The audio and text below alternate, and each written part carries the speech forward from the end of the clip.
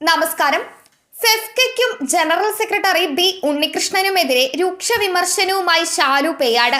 സാധാരണക്കാരായ മെമ്പർമാരോട് കടുത്ത അനീതിയാണ് സംഘടനയിലെ തലപ്പത്തുള്ളവർ കാണിക്കുന്നതെന്ന് ശാലു പേയാട് പറഞ്ഞു.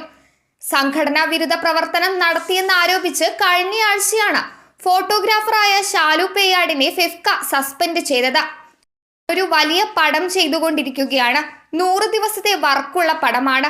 ഡിസംബർ 9-ാം തീയതിയാണ് പടം തുടങ്ങിയത്. 8-ാം തീയതി തന്നെ അവിടെ ജോയിൻ ചെയ്തു. 10-ാം തീയതി രാവിലെ അവർ അവിടെ ഒരു കമ്മിറ്റി കൂടി തന്നെ പുറത്താക്കാൻ തീരുമാനിക്കുന്നു. 12-ാം തീയതിയാണ് ആ കത്ത് തനിക്ക് ലഭിക്കുന്നത്. 6 മാസം മുമ്പ് ഒരു വെള്ളം കയറിയ പ്രദേശമുണ്ടായിരുന്നു. ആ സമയത്ത് ഞങ്ങളുടെ കൂടെയുള്ള ഒരു പയ്യന്റെ വീട്ടിലാണ് വെള്ളം കയറിയത്. ഒരു ഫോട്ടോഗ്രാഫർ മെമ്പറുടെ വീട്ടിലാണ് വെള്ളം കയറിയത്. അവൻ തനിക്ക് വീഡിയോ എടുത്ത് അയച്ചു തന്നു. തങ്ങൾക്ക് മാത്രമല്ല, സംഘടനയിലുള്ള പ്രസിഡന്റിനും സെക്രട്ടറിക്കുമെല്ലാം അയച്ചു കൊടുത്തു. അവരാരും അത് മൈൻഡ് ചെയ്തില്ല.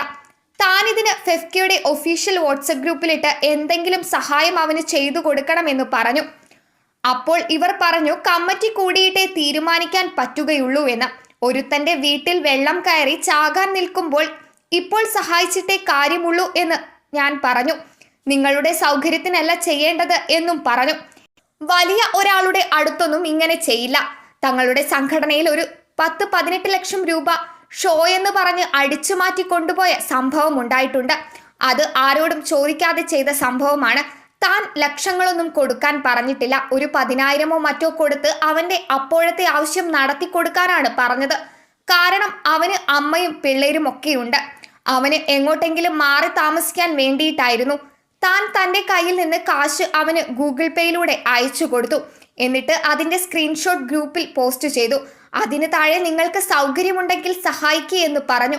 കുറച്ചു കഴിഞ്ഞപ്പോൾ തങ്ങളുടെ കുറച്ച് മെമ്പർമാർ അവന് 500-1000 രൂപയൊക്കെയായി ഒരു 15,000 രൂപ കളക്ട് ചെയ്തു കൊടുത്തു. ഇത് തങ്ങളുടെ സെക്രട്ടറിക്കും പ്രസിഡന്റിനും ഈഗോ അടിച്ചു. ഈ ഈഗോ ആണ് സസ്പെൻഷനിൽ എത്തിയത്. മുമ്പും അച്ചടക്ക നടപടി നേരിട്ടിട്ടുണ്ട്. തങ്ങളുടെ കൂട്ടത്തിൽ ഇക്കൂസ് രഘു എന്ന് പറയുന്ന ഒരു ആലുവക്കാരനുണ്ട്. പാവമാണ്. പുള്ളിക്കാരൻ വൈസ് പ്രസിഡന്റ് ഒക്കെ ആയിട്ടുള്ള ആളാണ്. ആ പുള്ളിക്ക് സ്ട്രോക്ക് വന്നു. അപ്പോൾ അദ്ദേഹത്തിന്റെ സ്വന്തം കൈപ്പടയിൽ ഒരു കത്ത് കൊടുത്തില്ല എന്നതിന്റെ പേരിൽ സാമ്പത്തിക സഹായം നൽകിയില്ല. താൻ എക്സിക്യൂട്ടീവ് കമ്മിറ്റി മെമ്പറാണ്.